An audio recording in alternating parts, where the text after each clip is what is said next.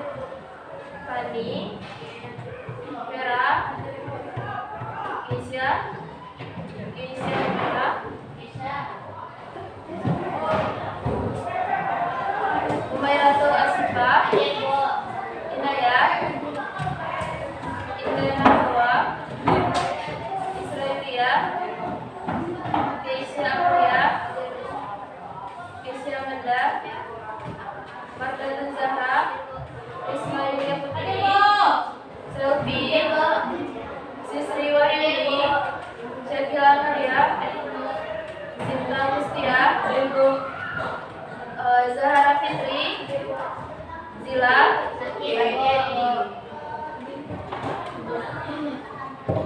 Oke, berarti yang sakit cuma 1 orang? Ya. Oke, gimana tidurnya udah nyaman? Ya. Apakah pembelajaran sudah bisa kita mulai? Ya. Nah, sebelum kita masuk ke pembelajaran, Ibu mau tes konsentrasi dari 10 besar satuan. Semua berdiri.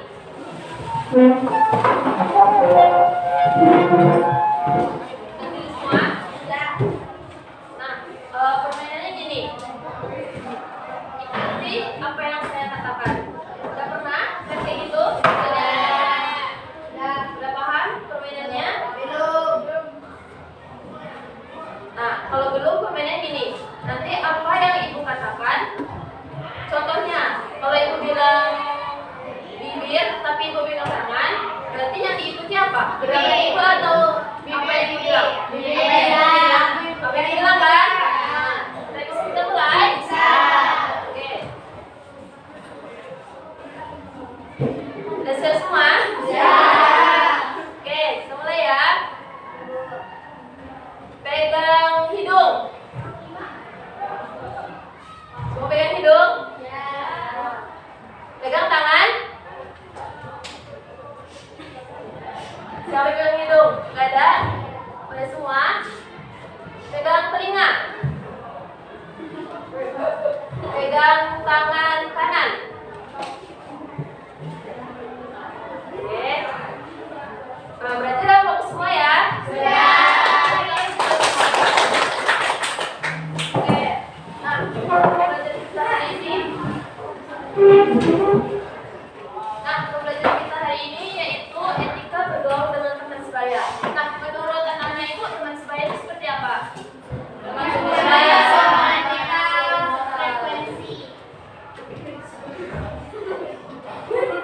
Oke, nah betul ya yang disampaikan kalau teman sebaya itu merupakan yang seumuran atau yang satu kelas seperti ini.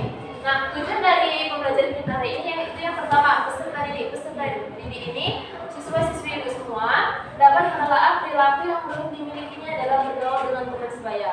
Yang kedua, peserta didik dapat membangun dan membina persahabatan dengan teman sebaya. Peserta didik dapat menunjukkan etika yang baik dalam bergaul. Nah, nantinya ada 3 pokok pembahasan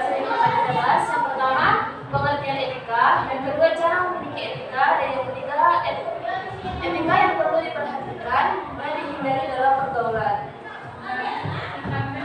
Nah, di sini ada yang tahu apa sih etika itu? Yang udah dibicara angkat tangan. Perilaku. Ada yang lain? Tata krama, betul. Sikap. Ada lagi? Etika. Sudah itu aja. Oke, itu yang disampaikan oleh teman-teman. Tata krama atau suatu sikap salah satu dalam bergaul yang sesuai dengan keadaan dan situasi serta tidak melanggar norma-norma yang berlaku, yaitu norma adat, norma agama, dan norma hukum. Nah, kita kan di kehidupan kita ini pasti memiliki etika kan? Di rumah ada etikanya nggak? Ada etikanya nggak? Berteman dengan sebaya? Ada. Berteman dengan yang lebih tua dari kita? Ada. Berteman dengan yang di bawah kita? Ada. Nah, ketika etika itu tidak ada, apa yang terjadi dalam pergaulan kita? Bebas. Angkat tangan siapa yang bisa menyampaikan? Contohnya kita bergaul untuk karena sebaya tapi tidak memiliki etika. Apakah pertemanan itu bakalan langgeng? Tidak. Pasti bertengkar kan satu dengan yang lain? Tidak sekolah di rumah saja. Kalau kita tidak punya etika dengan orang tua ataupun adik di bawah kita, pasti kita bertengkar kan? Oke, seberapa pentingkah etika dalam menjalani hubungan dengan teman sebaya? Penting nggak kalau kita punya etika dalam bergaul dengan temannya? Kalau tadi gue bilang kalau kita dari hubungan kita nggak ada etika, pasti hubungan kita nggak akan ada namanya sahabat, nggak ada hubungannya anak dengan orang tua dengan baik. Kita semua adalah makhluk sosial, jadi walaupun bisa mengerjakan sesuatu sendirian, tetap ada hal yang tidak bisa kita kerjakan sendirian dan membutuhkan bantuan orang lain.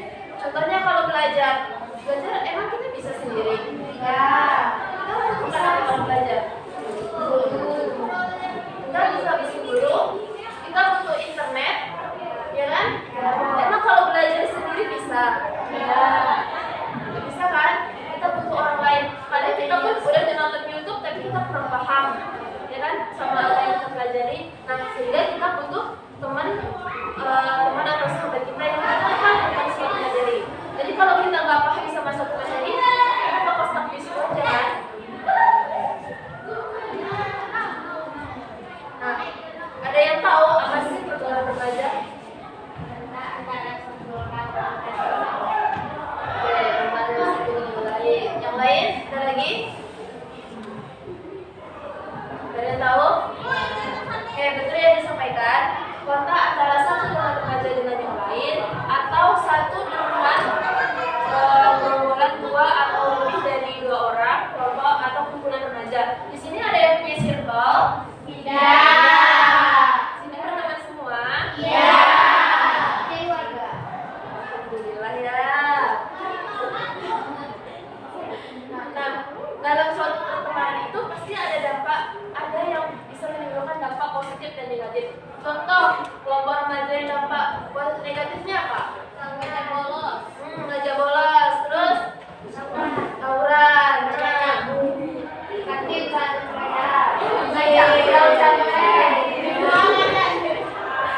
contoh yang lain. Contohnya apa? Pergaulan remaja yang dampak negatif. Narkoba, ya betul. Pacaran dengan merokok, ya merokok.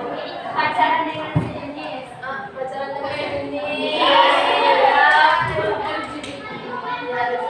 Ya, atau pacaran dengan seks bebas. Nah, selain itu ada lagi dampak negatifnya, tawuran. Oke. Nah, kalau ada dampak negatif, pasti ada dampak positifnya kan? Ya. Nah, dampak positifnya ini seperti apa? Ngajak kemasalahan, berjamaah, masih mengingatkan kawan. Terus apalagi dampak positifnya? Belajar bersama, ngaji bersama.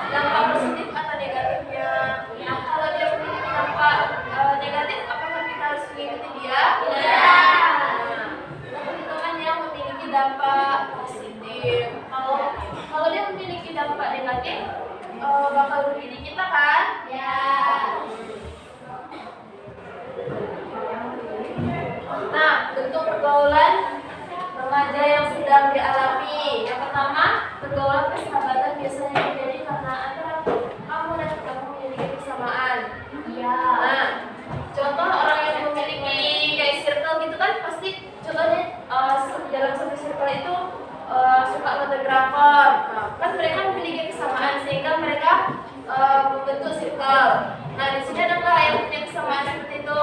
Insyaallah tidak. Nggak ada. Tidak. Nggak ada circle di sini. Tidak. Kami anak yang baik-baik, kita yang keluarga. Kita keluarga. Tapi bohong. Yang kedua, pergaulan percintaan pada masa remaja ini kamu sudah berminat dari lawan jenis dan memiliki keinginan untuk lebih akrab. Nah, kalau dalam pergaulan percintaan ini kita kan udah kita udah pubertas, kita sudah masuk ke tahap remaja. Banyak kan di antara kita yang ke sekolah harus pakai lipstick, parfum, Biar nggak pucat. ya kan? Biar nggak pucat. Wajar kalau uang. Dan masa remaja kan kayak gitu. Memang Ya, dia nggak bisa hidup tanpa lipstiknya, tidak bisa hidup tanpa skincare-nya. Iya, memang ada tujuannya untuk keinginan sendiri, untuk kebahagiaan diri sendiri. Ada juga yang untuk meningkat lawan jenis. Nah, iya. Nah, keadaan kalian sekarang ini pergaulan yang nomor 1 atau nomor 2?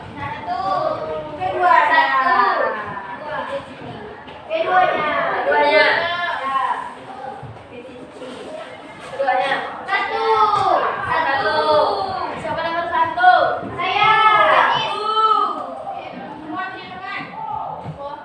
Kalau nomor 2? Tuh.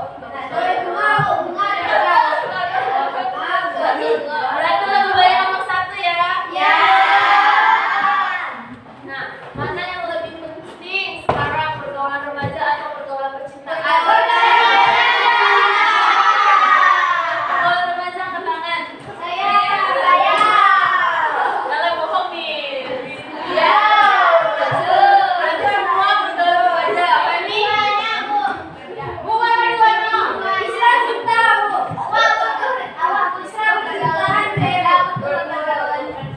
Nah, untuk saat ini yang lebih penting mana? Pergaulan remaja. Kenapa lebih pilih pergaulan remaja? Siapa yang bisa kasih alasan angkat tangan? Nah, apa? Berani memilih, berani bertanggung jawab dong. Iya dong. Iya dong. Karena kalau pergaulan percintaan itu belum masanya. Belum masanya.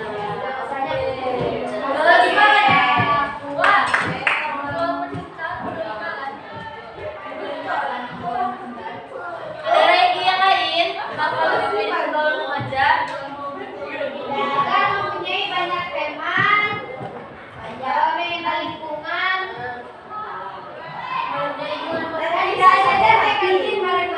Nah, jadi kalau waktu pergaulan percintaan nggak bisa jadi terkasih. Oh, terus,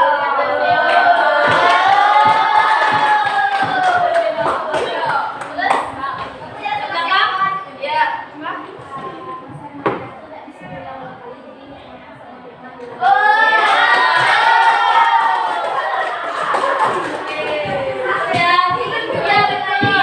Kalau kita fokus ke percintaan, nanti kan kita kayak galau tuh. Tadi kabarnya kan udah pasti hati kan? Iya.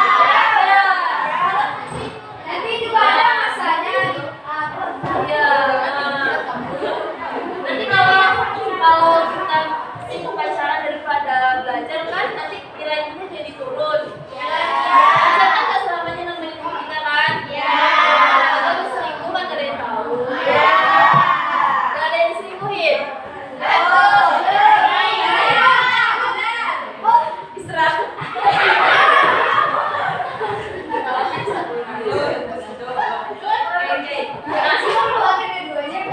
Cara beretika yang baik. Yang pertama, hargailah teman, saling toleransi dan menghargai perbedaan. Nah, di sini kan sering adanya perbedaan pendapat satu dengan yang lain. Nah, gimana caranya kalian menghadapi perbedaan dengan teman kalian? Diskusi. Kelompokkan mana yang benar, mana yang salah. Oke ya. berikan dorongan agar sama-sama menjadi yang terbaik. Nah, kita kan memiliki perbedaan pendapat nih antara satu dengan yang lain contohnya. Nah, itu jangan dibully yang cuma satu nih pendapatnya. Tapi sama-sama didiskusikan, terus sama-sama jadi yang terbaik. Yang kedua, bersedia memaafkan, jangan biarkan luka berkembang menjadi pahit. Nah, di sini ada nggak yang pernah berteman sama temannya? Nah, siapa? Nah, itu bertemannya udah saling bermaafkan atau belum?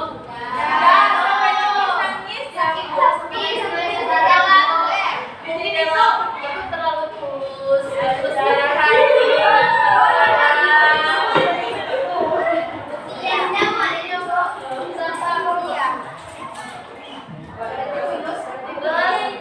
Stop terlalu mengontrol, setiap orang memiliki kegunaannya masing-masing. Nah, stop mengontrol kalau contohnya kan kita udah akrab nih sama temen nih, terus temennya mau temen sama yang lain, terus dia cemburu. Ya, kan nggak boleh kayak gitu kan?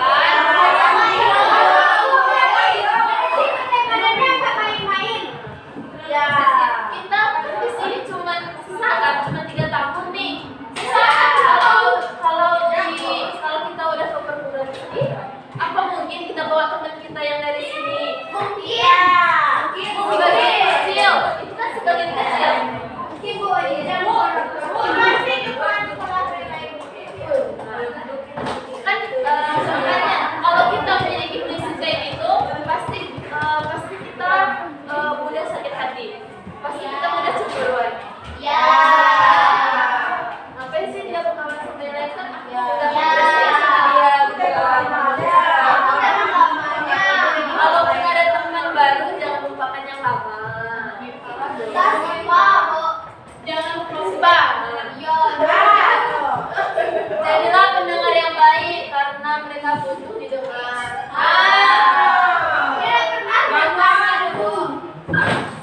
Seseorang itu butuh didengar. Kalaupun seandainya dia nggak butuh solusi dari temannya, kami cukup didengar. Kalau udah cukup didengar itu udah lebih mengurangi rasa pikiran dia. Kita nggak bisa dengerin. Terus jaga rahasia, jangan dicoba pokoknya karena kepentingan pribadi. Nah, siapa yang berkembang? Aku salah.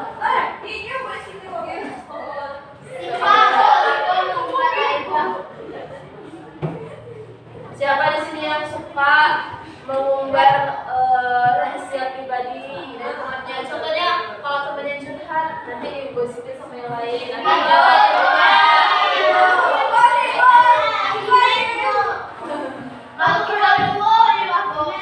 Kalau kita cinta sama teman kita, berarti kita kan gak percaya.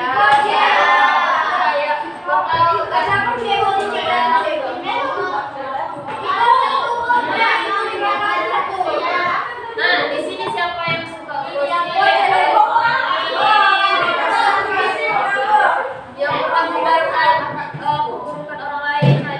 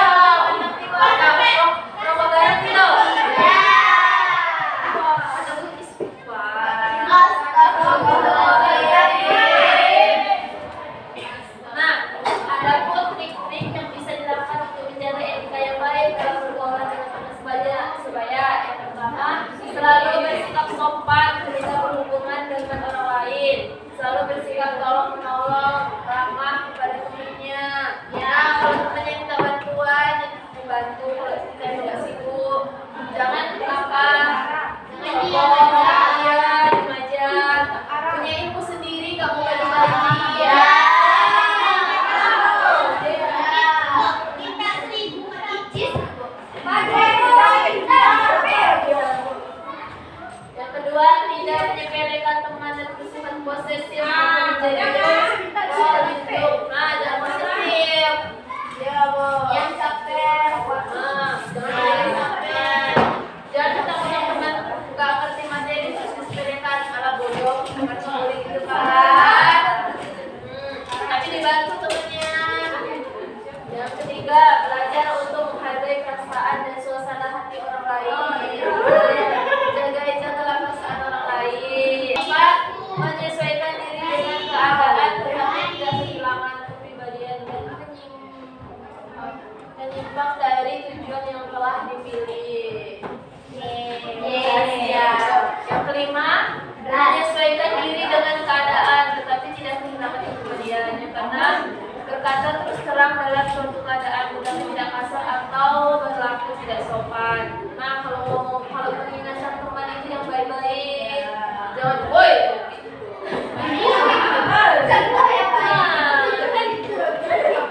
Woi jangan kayak gitu kan baik-baik dipanggil temennya. Kan kita pun dengarnya kan baik. Coba kalau dipanggil woi gitu kan. Seperti kan? Mempunyai keberanian tetapi memakai perhitungan. Nah, ini orang yang perhitungan.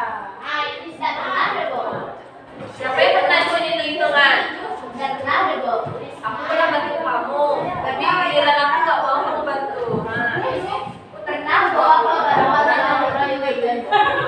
Makanya bantu seorang itu dengan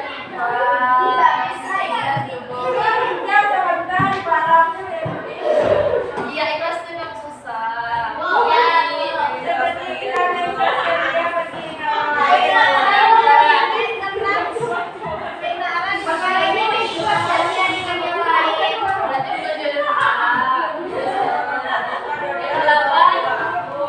Jika mendapatkan tugas menyelesaikannya dengan baik. Nah, kalau dikasih tugas sama dia itu diselesaikan dengan baik, nggak asal-asalan. Terus tidak menonjolkan diri karena ingin mendapatkan penghormatan yang berlebihan. Caper. Jangan caper sama siapapun. Yang ke-10, berbicara dengan lancar namun tidak banyak bicara. Nah, bicara dengan yang penting-penting aja. Kalau nggak penting nggak usah bicarain. Mengetahui mana yang pokok dan yang bukan agar merupakan bagian yang kecil. Yang kedua, percaya diri namun kontrol tetap dilakukan. Yang bersikap bijaksana di tengah-tengah kebisikan orang lain. 11, menghindari diri dari orang-orang yang banyak bicara. Belajar untuk menghargai perasaan dan suasana hati orang lain. Nah, tadi kita kan udah bahas tuh semuanya. Sampai bisa menyimpulkan materi kita hari ini. Atau ada yang mau ditanyakan? Tidak ada. Jika tidak ada, siapa yang bisa menyimpulkan materi kita hari ini? Tidak ada. Jangan kayak lebah. Ini kita bukan di hutan.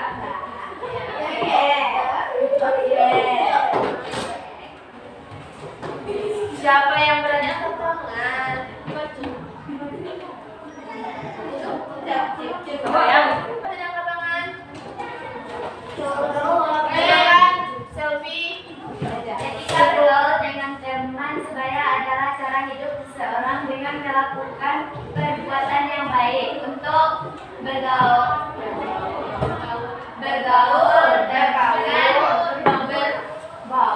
dengan orang lain yang saling mempengaruhi satu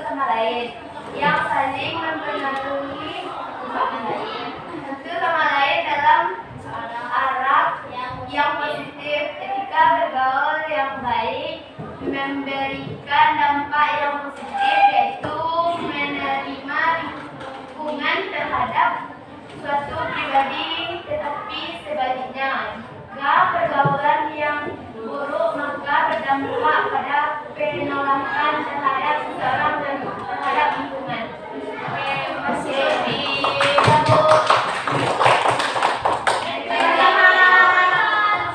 Nah, Mbak Selvi ada lagi yang disimpulkan?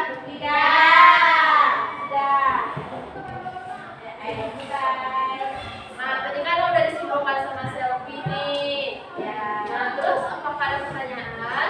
Nah, jika tidak ada pertanyaan, cukup sekian pembelajaran kita hari ini. Semoga nyangkut di kepalanya. Diterapkan dalam lingkungannya. Diterapkan dalam pergaulannya. Ya, semoga tidak hanya di sini saja, tetapi ilmunya berkah. Jadi kan kita mengawali dengan berdoa. Kita kan alangkah baiknya dengan berdoa juga. Siapa yang bisa memimpin doa? Lara.